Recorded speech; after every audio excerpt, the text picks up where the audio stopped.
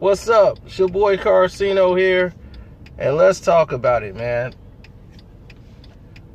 Jeremy Lin just really put the whole thing in perspective when it comes to the NBA and how they basically treat you.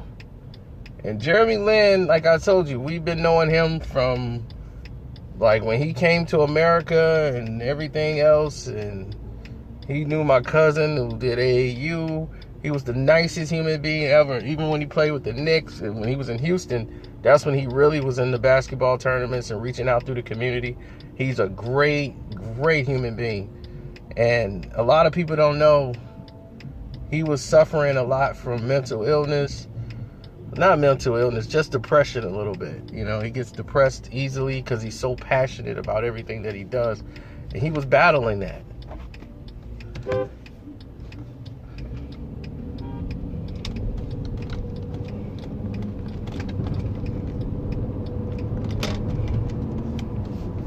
So while you're battling depression and going through all of these different things, I'm following my mom right now and she cannot drive. So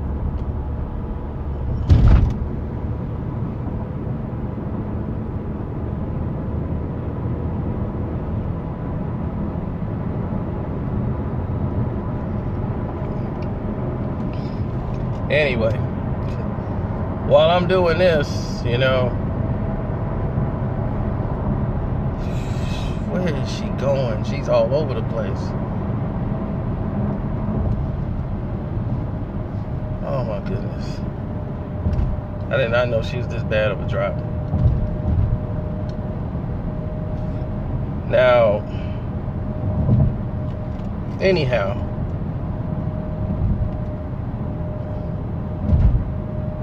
Jeremy Lin was over in back at home, and he was basically, does his faith. You know, he's really into faith and God and religion, and he wanted to, tell the world, things are gonna be better and everything else.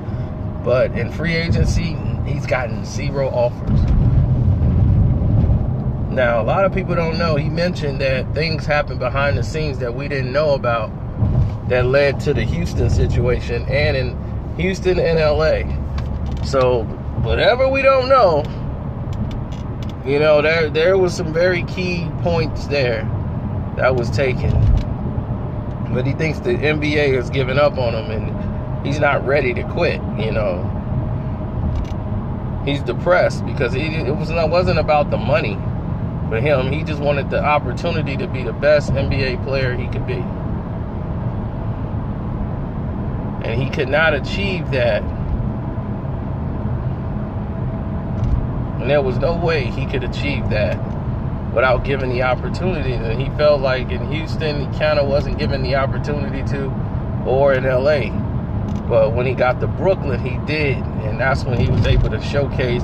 Then he had back-to-back injuries, and it just derailed him. And then once he got back, healthy, he was traded to the Atlanta Hawks, and that just depressed him. Completely depressed him. He was so sad by that trade. Yeah, he wasn't ready for it, and when it happened, he was just like blown away. He was not ready to be traded, and to the last place, they're a rebuilding team. And what they got him for was to be a mentor to Trae Young. And he was like, I'm not at the point where I'm like hanging it up. Like, it's cool y'all want me to mentor him and everything, but that's not while I'm still trying to get myself going again. Like, I still have a place in this league. That's what he was saying. Like, look, I'm not done. Why you guys think? So they traded him to a team, the Raptors, and say, let's let him be on a winning team, and let him go. And he won a championship, but he was given an opportunity where, and he was blessful for that spot, that opportunity to see if he was going to actually, do good. And he missed like 17 threes in a row, and his shot wouldn't drop. And they basically that was it. Playoffs started and he didn't play basically at all. They basically sat him. And we saw it. You saw it. So once that happened, it was over for him. And he was just like, man, we won a championship, but I don't really feel like I won anything. And, you know, NBA is basically 5 years and nobody's giving him an offer or try or nothing. He's not getting any free agent offers. And he's just like, I think the NBA is giving up on me. And he's just depressed about it, you know. And he was not prepared for it to be over because he's such a fighter. So what you saw, the NBA didn't really do anything wrong. What the NBA did was milk his popularity because he was a very popular player with the Linsanity thing was going on, and they used that to build their international market. Once Yao Ming was gone, they needed another Chinese, Asian star, American star that they could work with that had appeal in China. So the NBA's thinking monetarily, so they definitely didn't mind keeping him. Houston made a dumb decision by trading him. He was actually doing well with James Harden and was a great fit. They traded him to try to make cap space. You know, Morley sometimes is an idiot, and that's why they've been needing a point guard ever since they traded him. And then when they got Chris Paul, it was like, oh, okay, there we go. They got Chris Paul, but they needed a point guard. So once they got and grabbed, they thought they were getting Chris Bosh. They had Howard. They had Dwight Howard. They had James Harden, and then they were getting what's his name in there?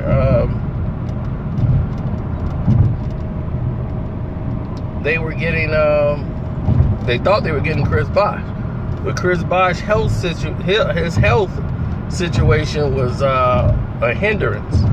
It was a major problem for them. So with that being said, there was nothing that was going to come of it. Then with LA, you know, he really just didn't get a chance to really shine and do anything. It was just so different. They just like wanted him on the team for marketing purposes. So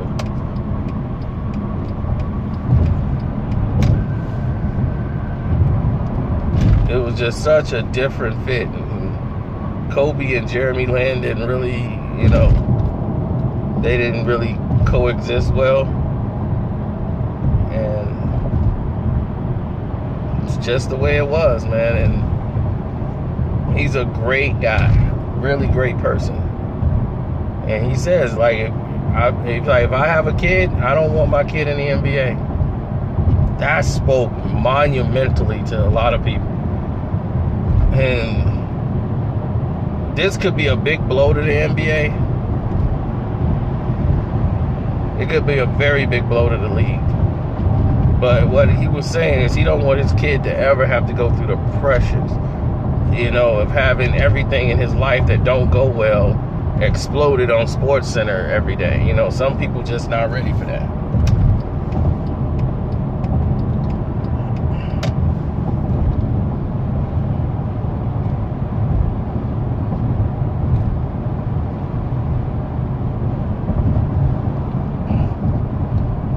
And that's basically it, man. And I listened to him. I heard the whole hour. I wanted to listen to every word he said.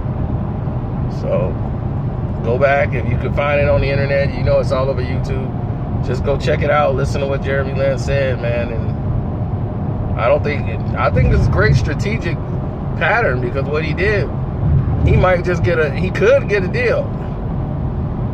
You know, he could get a deal. Somebody might offer him a deal, because people were like sympathetic. The NBA, now somebody can offer Jeremy Lin a deal. Give him a try. But what I heard, he had 0 offers. His agent was like, nobody's calling, dude. Phone's not ringing. I think this might be it.